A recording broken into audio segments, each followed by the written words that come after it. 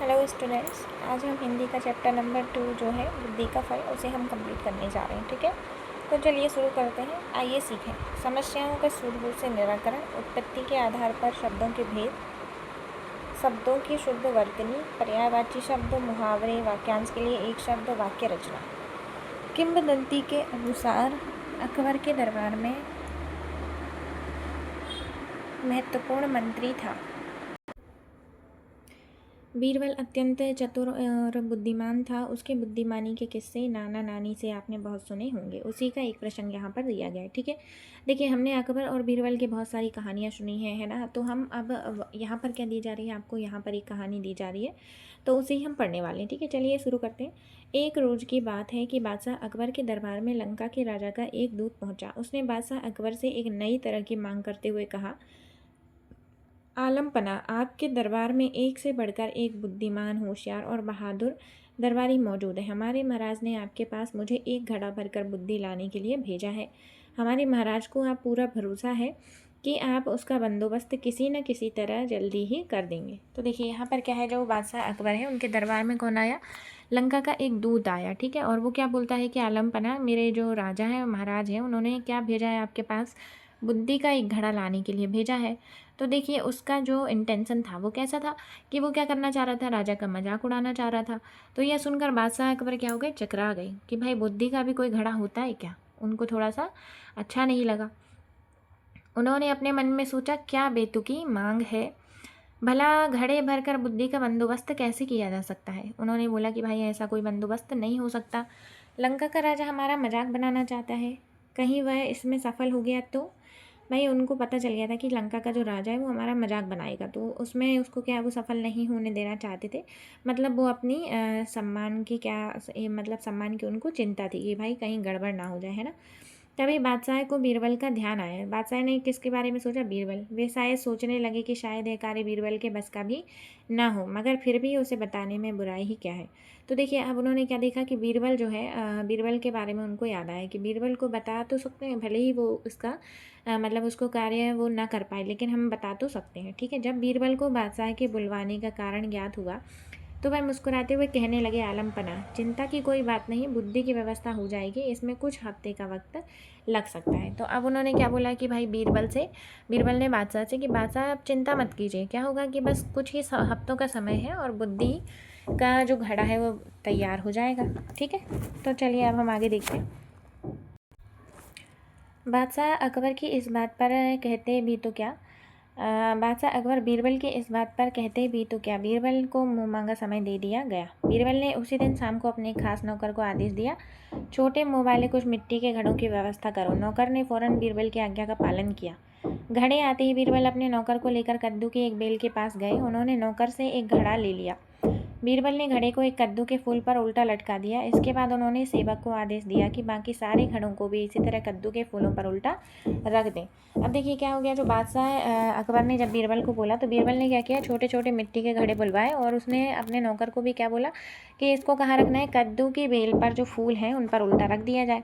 बीरबल के इस काम के बाद सेवक को उन घड़ों की देखभाल करने के लिए देखभाल सावधानी पूर्वक करते रहने के लिए बोला और खुद वहाँ से चले गए। तो इसके बाद उन्होंने कार्य किसको सौंप दिया, अपने नौकर को, और उन्होंने बोला, क्या बोला आगे, बादशाह अकबर ने कुछ दिन बाद इसके बारे में पूछा तो बीरबल ने तुरंत उत्तर दिया, आलमपना, इस कार्य को हो चुका समझे, बस 2 सप्ताह का समय और चाहिए, इसके बाद पूरा घड़ा बुद्धि से लबालब भर जाएगा।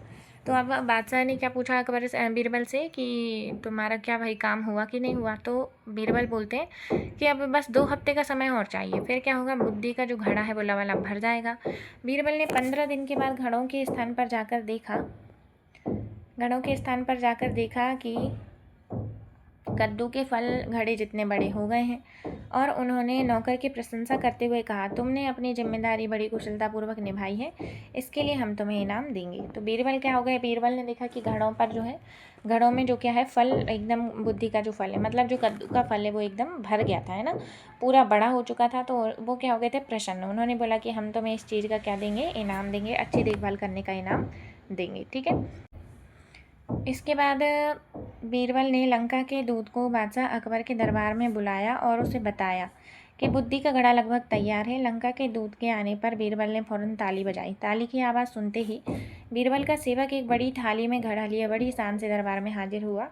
बीरबल ने घड़ा उठाया और उसे लंका के दूत के हाथ में सौंपते हुए कहा, लीजिए श्रीमान, आप इसे महाराज को भेंट कर दीजिए, लेकिन एक इस बात का ध्यान रखिए कि खाली होने पर हमारा यह कीमती बर्तन हमें जैसे का तैसा मिल जाना चाहिए।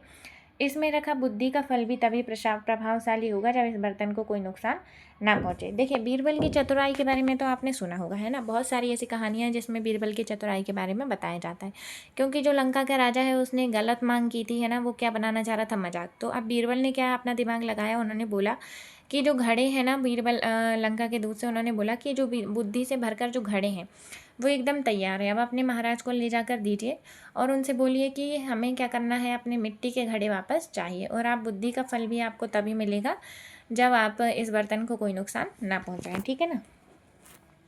इस पर दूत ने बीरबल से पूछा, हुजूर, क्या मैं इस बुद्धि के फल को देख सकता हूँ?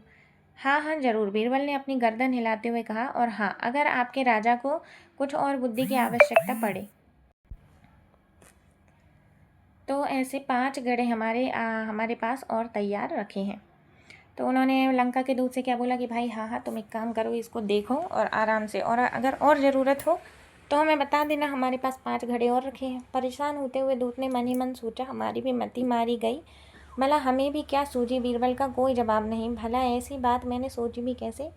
घड़ा लेकर दूत के जाते ही बादशाह अकबर भी अपनी उत्सुकता को ना दबा सके। ठीक है, अब क्या हुआ कि जो दूत है वो क्या हो गया, पछताने लगा कि मैंने ऐसी बेतुकी मांग। और दूत के जाने के बाद बादशाह अकबर ने भी मतलब उनको उत्सुकता हुई कि भाई ऐसा कौन सा फल है, हमें भी तो दिखाओ। तो बीरबल बोलते हैं, अभी मंगाए देता हूँ, आलम बनाए। बीरबल ने उत्तर दिया। बीरबल के कहते ही घड़ा मंगवा दिया गया। जैसे ही उन्होंने घड़े में झाँका तो उन्होंने पूरा का पूरा घड़ा कद्दू से भरा पाया। देखते ही बादशाह को हंसी आ गई। वे बीरबल की पीठ ठुकते हुए कहने लगे, मान गए भाई, तुमने भी बुद्धि का क्या शानदार फल पेश किया है। लगता है इसे पाकर लंका के राजा के बुद्धिमान होने में तनिक भी देर नहीं लगेगी। तो देखिए, अब जैसे ही उन्होंने बुद्धि का फल देखा, उस घड़ा देखा, तो उसमें क्या था, कद्दू के फल से भरा हुआ था। तो बादशाह बोलते हैं कि भाई अब जो लंका के राजा है उसको बुद्धिमान होने में ज़रा भी देर नहीं लगेगी। ठीक है, मतलब वो अगली बार ऐसी कोई भी हरकत नहीं करेगा, गलत तरह की मांग नहीं करेगा। ठीक है, अब हम इसके प्रश्नोत्तर कंप्लीट कर लेते। देखिए यहाँ पर क्या दिया है, शब्दार्थ। शब्दार्थ देख लेते हैं। दूत मतलब क्या होता है, समाचार पहुँचाने वाला। हुक्म मतलब क्या होता है, आदेश। बंदोबस्त मतलब होता है व्यवस्था। भेंट कर देना होता है उपहार देना। चकरा जाना होता है आश्चर्यचकित होना। उत्सुकता होता है जानने की इच्छा। हाजिर होता है उपस्थिति। तनिक होता है थोड़ा। ठीक है, आगे बढ़ते हैं। निम्नलिखित प्रश्नों के उत्तर लिखिए। तो देखिए, जो भी हमारे क्वेश्चन हैं उनको हम देख लेते हैं। ठीक है, लंका के राजा का दूत अकबर के पास क्या लेने के लिए पहुंचा। तो लंका के राजा का दूत अकबर के पास एक घड़ा भरकर बुद्धि लाने के लिए पहुंचा। अकबर बादशाह ने बीरबल को किस कार्य के लिए बुलाया। अकबर बादशाह ने बीरबल को बुद्धि की व्यवस्था के लिए बुलाया। बीरबल ने बुद्धि का घड़ा कैसे तैयार किया, तो हम देख लेते हैं आगे। देखिए, बीरबल ने बुद्धि का घड़ा कैसे तैयार किया। बीरबल ने अपने नौकर से एक घड़ा लिया और कद्दू के फूल पर उल्टा रख दिया, और 15 दिन बाद कद्दू का फल घड़े जितना बड़ा हो गया। इस प्रकार बीरबल ने बुद्धि का घड़ा तैयार किया। बादशाह अकबर को क्या उत्सुकता हुई। बादशाह अकबर को बुद्धि का घड़ा देखने की उत्सुकता हुई। यदि बीरबल के स्थान पर आप होते तो क्या करते, सोचिए और लिखिए। तो हम भी क्या करते, समस्या को सुलझाते। रिक्त स्थानों की पूर्ति कीजिए। लंका के दूत के आने पर बीरबल ने फौरन क्या बजाई, ताली। इसमें रखा बुद्धि का फल भी तभी प्रभावी साबित होगा जब इस बर्तन को हानि ना पहुंचे। जब बादशाह अकबर ने घड़े में झांका तो पूरा का पूरा घड़ा कद्दू के फल से भरा पाया। इसे पाकर लंका के राजा को बुद्धिमान होने में तनिक भी देर नहीं लगेगी। चलिए आगे देख लेते हैं भाषा अध्ययन।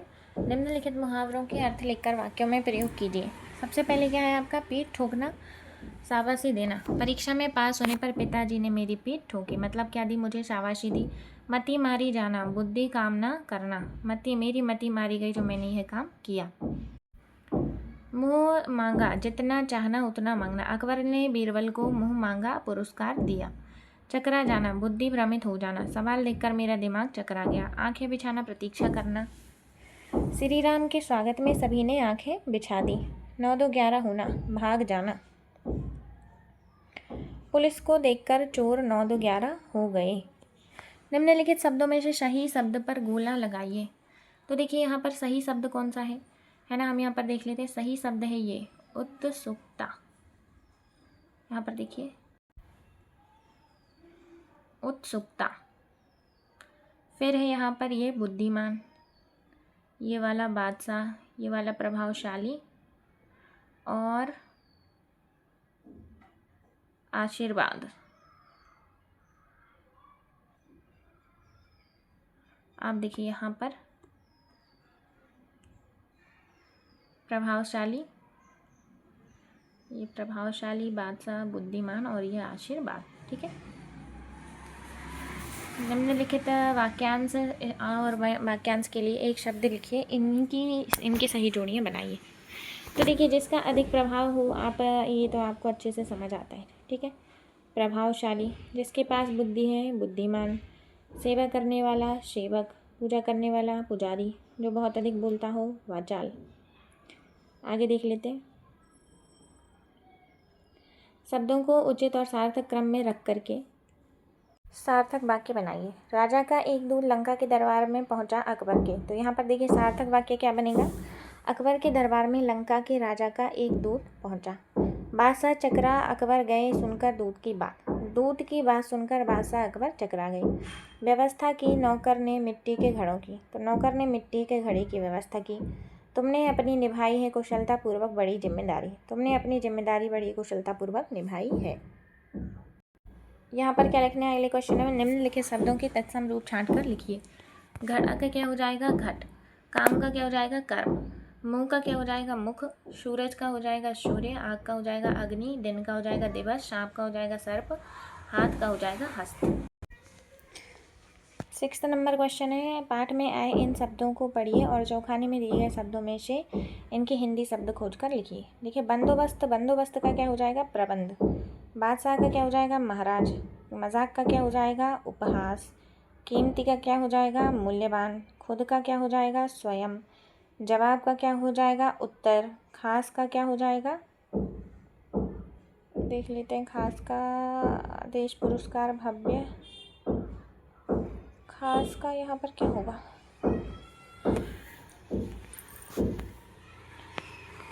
चलिए खास को अभी देखते हैं। मौजूद का देखते हैं हम क्या उपस्थित, भरोसा का क्या हो जाएगा विश्वास, अक्ल का क्या हो जाएगा बुद्धि, है ना, यहाँ पर वृद्धि लिखा है, आई थिंक बुद्धि होगा। जिम्मेदारी का क्या हो जाएगा उत्तरदायित्व, पेश का क्या हो जाएगा पेश के लिए हाँ प्रस्तुत, हुक्म का क्या हो जाएगा आदेश, यहाँ पर लिखा है। हाजिर का क्या हो जाएगा हाजिर का भी उपस्थित होगा, है ना। इनाम, इनाम के लिए कोई वर्ड दिया नहीं, हाँ पुरस्कार। नुकसान का क्या हो जाएगा हानि, हुजूर का क्या हो जाएगा श्रीमान, शानदार का क्या हो जाएगा भव्य। तो देखिए यहाँ पर आपका चैप्टर ख़त्म होता है। तो bye bye, thank you so much.